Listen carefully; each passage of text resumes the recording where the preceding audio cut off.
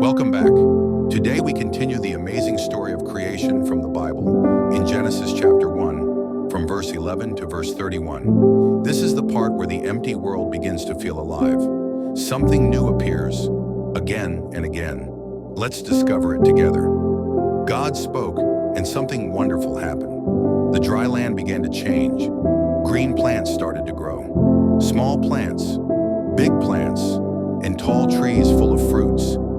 Inside every fruit were seeds, ready for more life. God looked at it all and smiled. It was good. This was the third day. Then God spoke again. This time, he looked up to the sky. He placed a great light to shine during the day. That light became the sun. He placed a softer light to shine at night.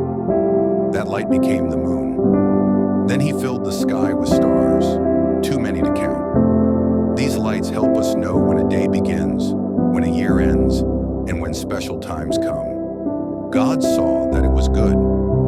This was the fourth day. But the story did not stop there. God spoke to the water in the sky.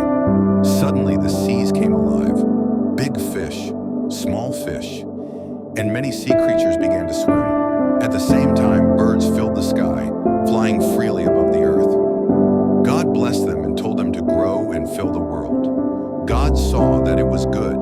This was the fifth day. Then something exciting happened again. God spoke to the land. Animals began to appear everywhere. Wild animals, farm animals, and small creatures crawling on the ground. Each one was made exactly the way it should be.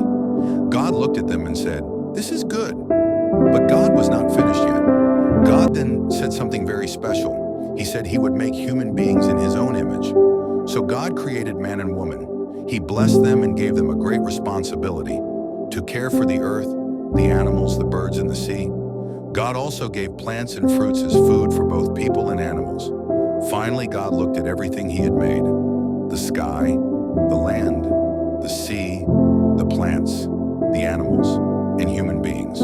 This time, God did not just say it was good. He said it was very good. This was the sixth day. This story teaches us that God loves life. He created the world carefully, step by step. Everything has a purpose.